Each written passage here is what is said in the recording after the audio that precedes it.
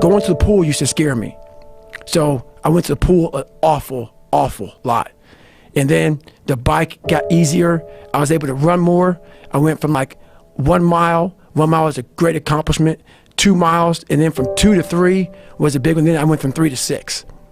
And then like they have a warning order that they give people to get ready for buds. And the whole thing was running 6 miles 5 days a week. And that was my goal. And so I just kept, I failed, I go back to scratch. I used some positive motivation. I had like one day where I was like fucking defeated. But I started realizing this is part of the process. This is part of the journey. I had to realize this is part of my process versus just saying, like I used to, I'm just not good enough. If I'm not good enough, we always say that shit. I'm just not good enough, and then we try something else. I'm gonna fucking make myself good enough. And that became my mentality. I'm gonna make myself good enough. And so I'm misunderstood a lot, but that's all it came down to. I made myself good enough. And the days I couldn't run that far, the next week, I would do 2-a-days. So on the running, if I ran a 1/4 mile, I wait a fucking couple hours, it'd haunt me, bother me. I try to run a 1/2 mile the next time, same day. You can do more than this. If I had to walk, I had to walk. It just became just a process of grinding and grinding, and grinding is not even a good word for it. It's not even a good word for it. And just going further and further. And then when I got through running, I go to the bike, I go to the pool. If I got tired somewhere, my legs were tired, I go to the gym, and I developed this crazy workout where I was doing volume, like 200-300 reps of like very lightweight. People always say, how come you don't have any like loose skin? My workout routine in the gym became sick. It became sick. I was just doing 200-300 reps, 400 reps on like chest, just like for one simple exercise, the bench press.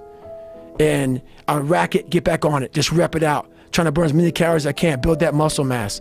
And I just became obsessed with it. So when you're doing this, are you worried at all about repetitive stress injuries or the fact that your body's not conditioned for this? And you're basically taking your body where you had abused it, right? And now you're forcing it to live like an elite athlete. Right. I didn't care. I didn't know any better.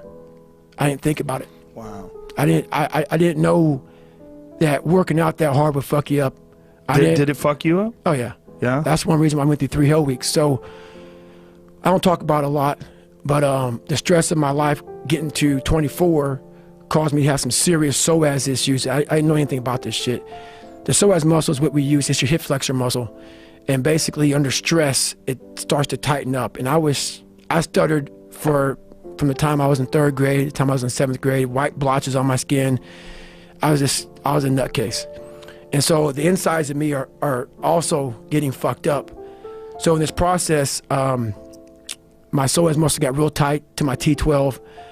I can show you the bump on the back of my head after this show's over, but I started growing this fucking like large tumor looking bump on the back of my head from my body compressing. So I'm 6'1", but my muscles were like 5'9", because I just started the muscle tightness from my psoas going to my T12. I was just getting tighter, my quads, everything getting tired from just stress in my life.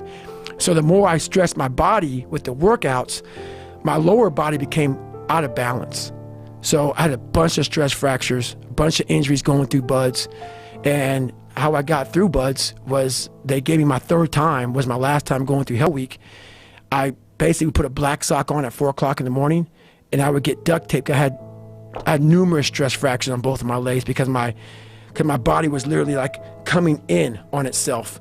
And my legs were like, I was pronating it really bad and putting stress on my shins. And so I would put duct tape.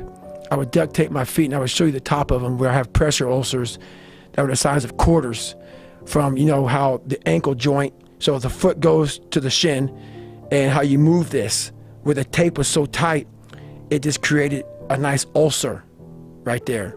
And I just kept going through it. So you just use that tape to just support your ankles? Right. So I basically cast myself, and for the first 30-45 minutes, the pain was excruciating, but then it would go numb. And I would go numb, and then that's how I got through. Wow.